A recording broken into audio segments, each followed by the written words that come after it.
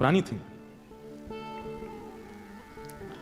तो रानी रत्नावती जो थी ये राजकुल की थी, इनके पास में कोई कमी नहीं थी, सब सुख संपत्ति थी। लेकिन इनकी एक दासी थी, वो कृष्ण भक्त थी। रानी की दासी वो कृष्ण भक्त थी। तो रानी जब भी एकांत में अपने कक्ष में जाती तो इनकी जो दासी थी वो कमरा साफ करते हुए, कभी इनके कपड़े लगाते हुए, कभी इनके वस्त्र आभूषण रखते हुए उस समय कृष्ण कृष्ण कृष्ण कृष्ण कृष्ण जपती रहती थी। रानी कृष्ण से परिचित नहीं थी, लेकिन दासी के मुख से जो कृष्ण शब्द का उच्चारण होता था उससे रानी को बहुत सुख मिलता था।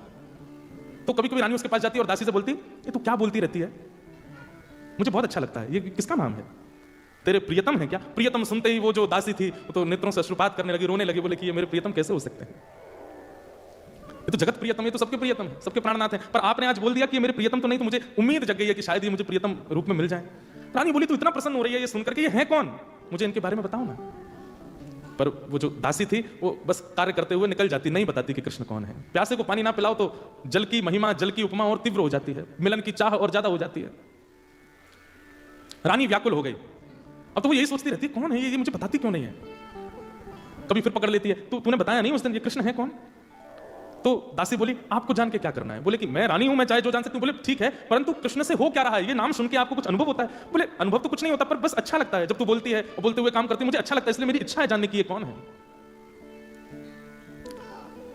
रानी ने लीलाएं सुनाई कि वही ब्रजेंद्र नंदन, नंद नंदन, यशोदा मैया के लाला श्री कृष्ण है, जो ऐसी लीला करते हैं, आदि आदि सब लीलाएं सुनाई। लीला सुनकर के वो रानी बड़ी खुश होती है। अब तो वो पूरे दिन चिंतन करती है, अच्छा ऐसे माखन खाते हैं, ऐसे गोपियों के यहाँ जाते हैं, ऐसे भाव रखते हैं। 2-4 दिन तो रानी को अच्छा लगा, फिर रानी कहने लगी, मेरे को इससे संतुष्टि नहीं हो रही है, अब मेरे को कुछ और जानना है, मुझे कुछ और बताओ, मेरे को व्याकुलता हो रही है, इनसे मुझे मिलना है, कैसे संभव होगा?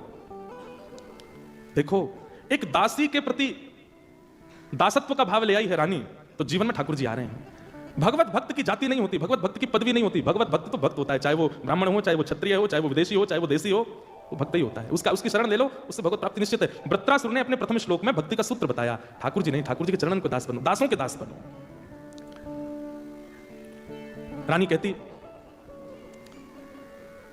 मेरे मन को संतुष्टि नहीं हो रही है, और कुछ बताओ।